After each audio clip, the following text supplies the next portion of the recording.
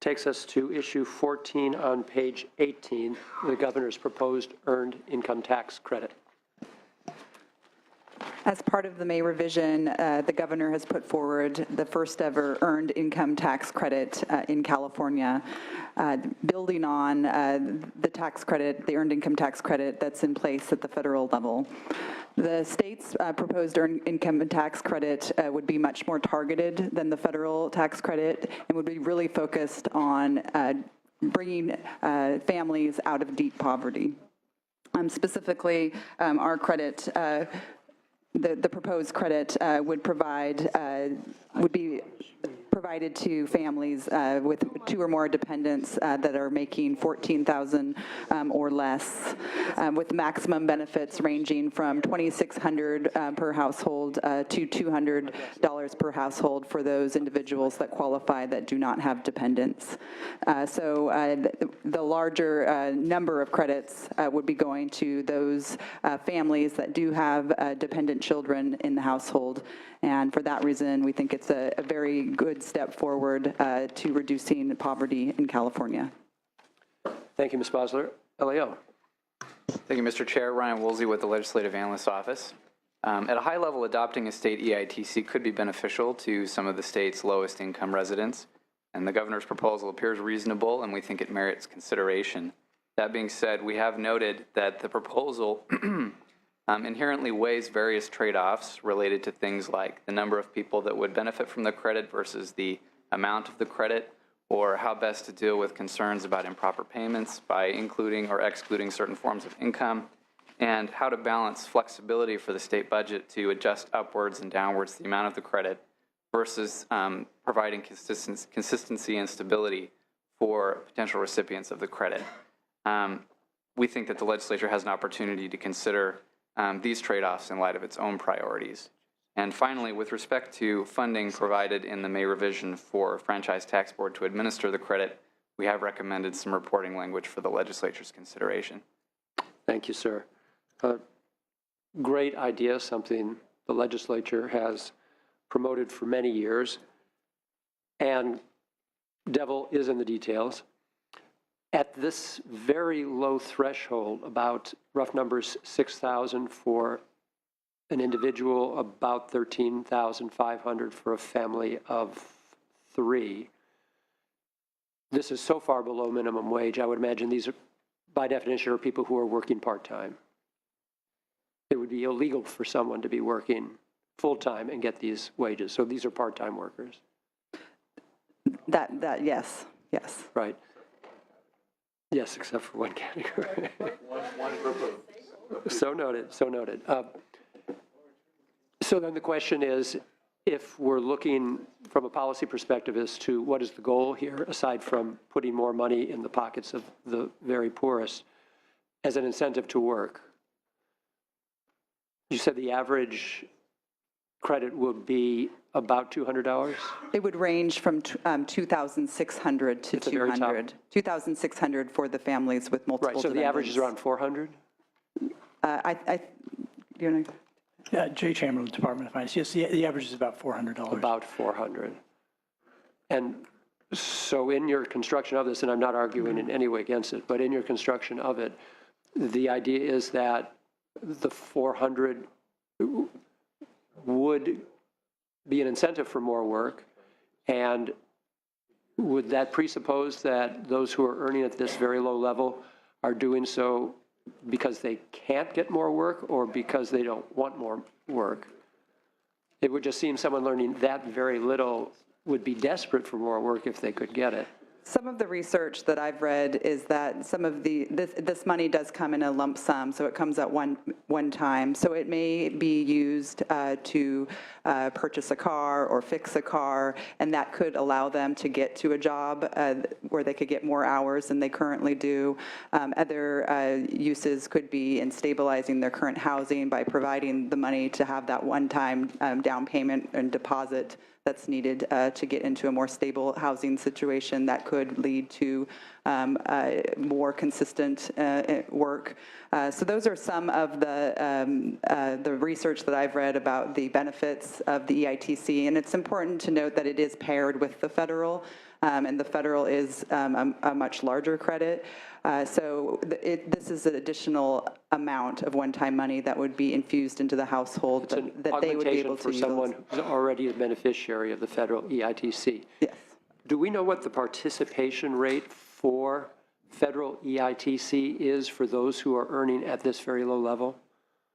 Because our statewide average for EITC participation is 70, 75? Yeah, in between 75 and 80s. the But numbers at I've this seen. very low level, would we be able to find out what the participation rate is? I do not have any data on Is this. there a way to get that? Just curious. And the reason I'm curious is there some outreach component to this? Because these are folks who are earning so little, they're not filing a tax form at all. So they would have to now know that there's some reason for them to now file. They don't have an accountant, they don't have a tax preparer. They've never been to H&R Block, or at least recently, because they don't need to. How are they going to know about this? Yes, so they're part of the the proposal is additional admin for the Franchise Tax Board to do taxpayer advocacy and provide call center support and do some advertising to make sure that people who are qualified for the earned income tax credit at both the federal and state level would see that and have the opportunity to apply. It'll be left to FTB to design their own public relations campaign here, an educational campaign?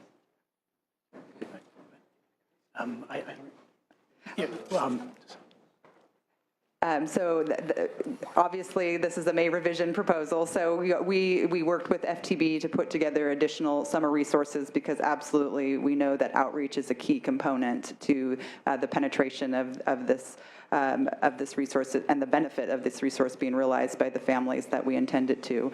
Right. So a part of that is for FTB to design an outreach program. I don't have personally all the details on how they're proposing to roll that out, and I can get back to you on that. If you could, I know a number of us on the committee have been asking these questions. And then do we know, for those who are earning at this very low level, what percentage are employed and what percentage are subcontractors out there on their own mowing lawns and trimming bushes and doing other jobs, gigs, picking them up where they can, because we're not including the self-employed? We are proposing to limit it to wage earners. There is significant research at the federal EITC. There is some fraud that exists. And obviously, for many reasons, self-reported income is more difficult to verify for the state. And that was a decision that we made in the design of our credit, was to limit it to wage earners.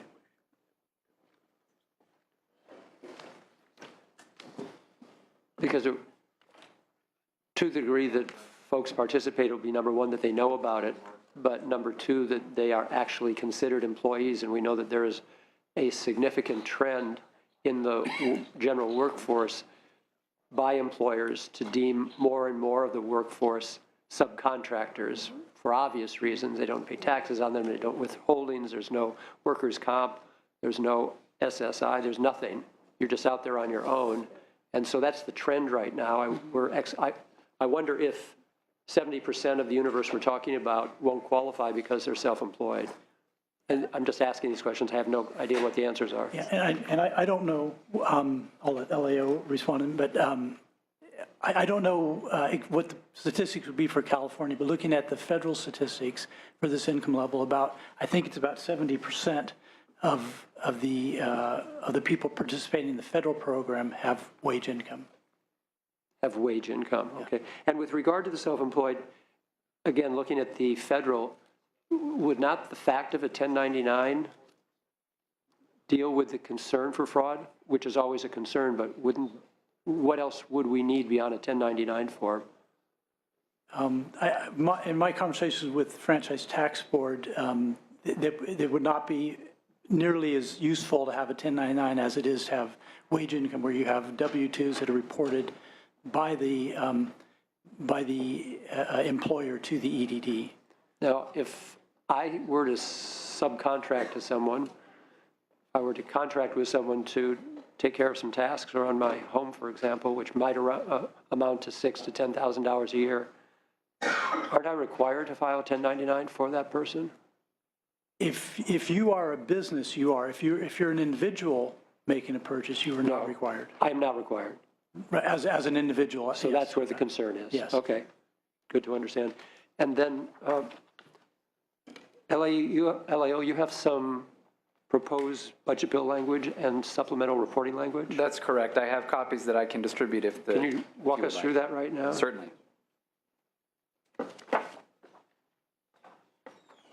And I do have some further information on the outreach that was buried in my document here. Sure. So we already do have some outreach activities regarding the federal EITC, and so the state EITC efforts would be built on those.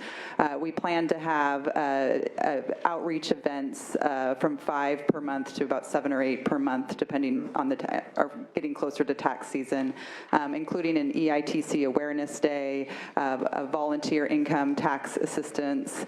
Private nonprofit groups would be employed to help get the word out.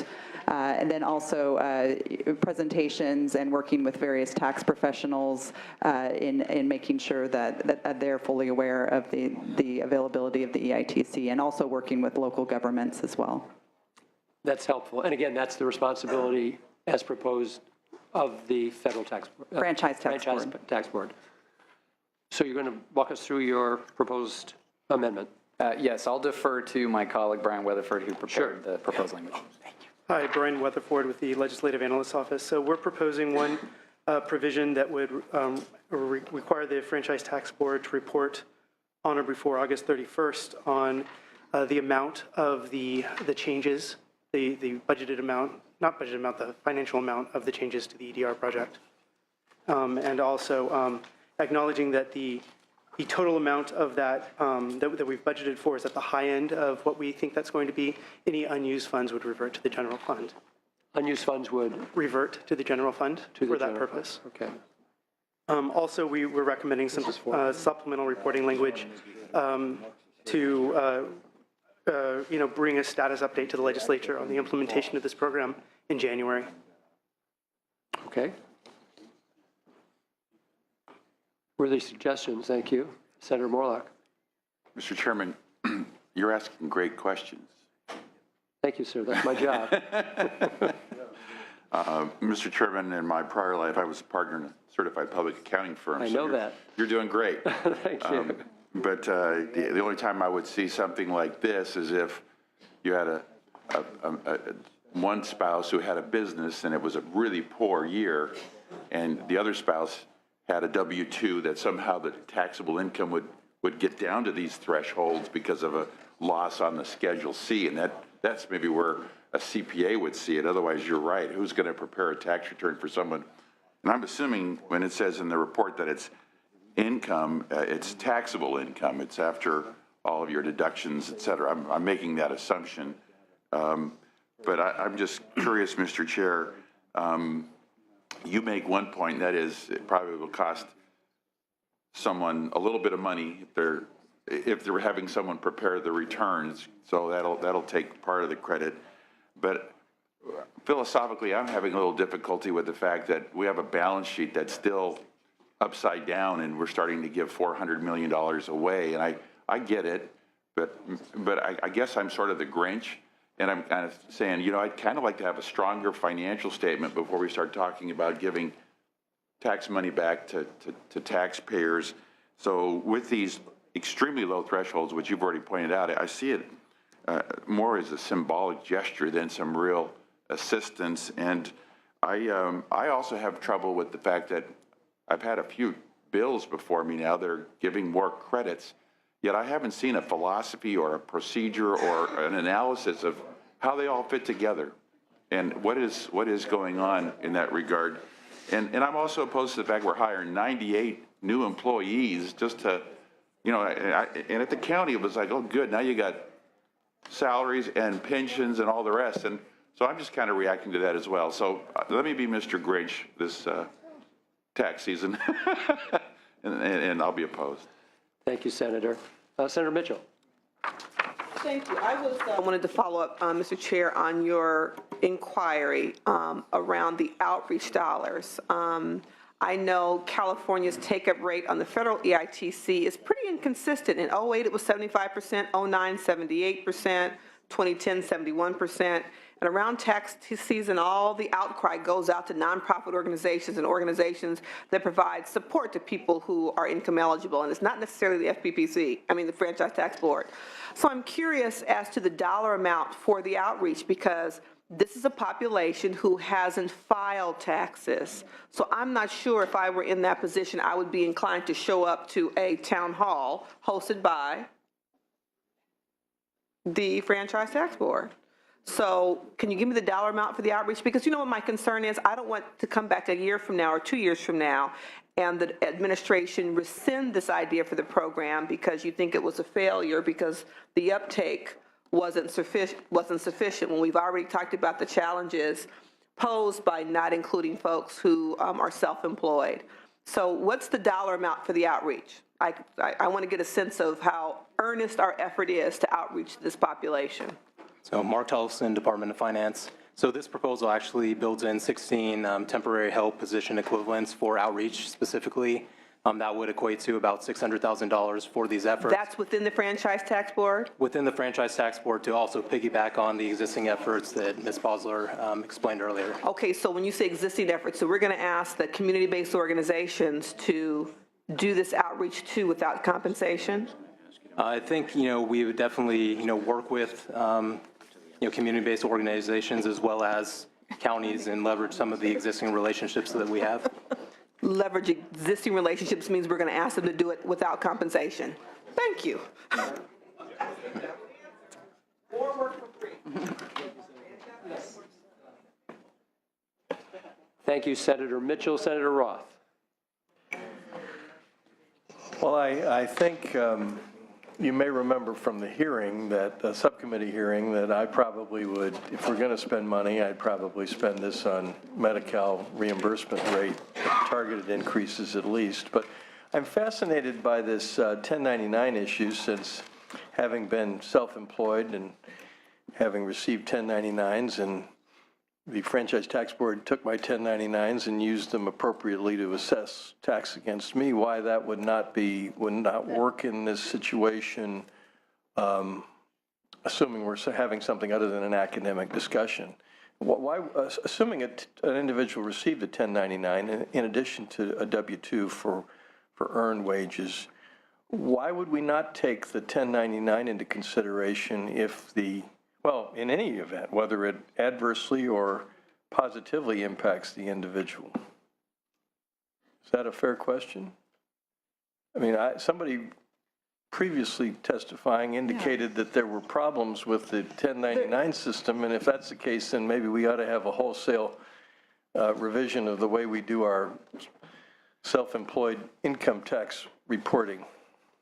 Yeah, so with the, first of all, the 1099s, there's a large portion of the population, the majority of this population who are self-employed would not be getting 1099. So if you're doing work for individuals. I understand that. Okay. But you have a blanket exclusion, and I'm just curious as to why. Yeah, and so the request would be in the committee hearing on Wednesday. You had suggested that the taxpayer would submit the 1099, right? Well, just as they would submit, they would have a W-2 attached to their tax return, right? And so there's no way to verify that that's correct, whereas with the W-2, there is a way to verify that, because that's being filed with EDD, and so FDB would have access to that. Well, what do you do when I file my tax returns and I attach a 1099?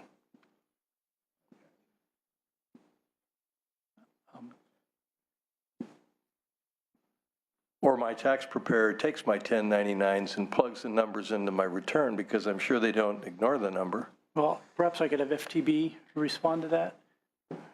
Perfect. How about Mr. Morlock?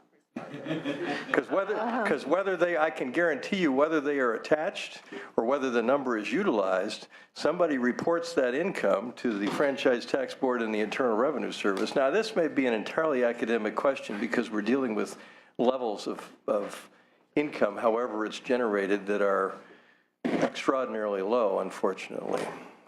I'm Gail Hall with the Franchise Tax Board. First of all, I think Jay explained this, that 1099s are issued by businesses to self-employed. And so if you were I just want to give an example. If you were a painter, a self-employed painter, and you did business for, or you painted for a business, you would get a 1099. And you also are going to be doing work for individuals. You will not be getting a 1099. So when the Franchise Tax Board, if someone attaches 1099s, that income might not be inclusive of all the income that they've earned. And also, 1099s are gross income. So then from the 1099, the painter would deduct his brushes, his paint, and come up with his earned income. And so the only difference here is that when the return is filed with the Franchise Tax Board and it's got W-2 wages, the Franchise Tax Board can do the compliance testing when the return is filed before the payment goes out. For the self-employed, when the return comes in, the compliance testing would have to be done at audit because the 1099 doesn't tell the big picture, doesn't have the expenses, and so that would have to be later on in an audit. That's the only difference. The compliance would happen after the payment goes out for self-employed, and the compliance could be done at return processing for W-2. So I guess the explanation here is there's not a lot of bang for the buck and it's too complicated. Right? I think it's very difficult to verify income, and this would be the only refundable credit that we have on the books. So these would go to taxpayers that actually did not pay any taxes, so they would be provided back to them. Senator Hancock, do you have a question? I did, because I've been wrestling with this. We're all for earned income tax credits if they actually incentivize work and actually help people out of poverty. In looking at this, if we're trying to incentivize people from no work to odd jobs or part-time work, we're probably dealing with a rather marginalized portion of the workforce. I remember when we were cutting the social programs, and many of us resisted attempts to make people sign up quarterly or once a month for benefits because the conventional wisdom was that was a way of pushing people off the rolls, because very poor people often may not be organized enough or get the message to go through the bureaucratic process. As someone indicated, the town meeting put on by the Franchise Tax Board to do this, especially if the amounts are very, very low. Let's assume they are $460 a year. I've seen some math that says that may be the average, but the median would be $125 to $250. I don't know if you've done that math. I think that's probably correct. Okay, so that's correct. The median would be lower. That's correct. And how much $125 to $250 a year would either help people out of poverty or incentivize them to any more than just plain hunger might to try to get a full-time job? So I'm just wondering, it also is a little concerning to me that it seems like if we take the LAO's recommendations, there's a lot of reporting and supplemental language, and we might just be spending more money hiring mid-level administrators than actually helping the poorest of the poor. And I wondered if the administration had considered using that amount of money, for example, for increasing in a targeted way primary care physicians' reimbursement rates so that those poor people and others who are poor could get access to a doctor, because I believe we would also get a federal match, so we would augment the amount of money if we did that. And I just wondered if you thought about that and why you rejected it. I want to talk a little bit first about the first part of your comments and question about the design choices that we made when we designed the earned income tax credit. I think that we were concerned about building large bureaucracies of auditors to look at what portion of the credits might be going out fraudulently. So that is why we are proposing to limit it to W-2s, to wage earners. And so it is in a spirit to simplify the compliance and the oversight that the Franchise Tax Board would do. Also, I think that we have designed it to really target a higher level to those families who are in deep poverty with multiple dependents.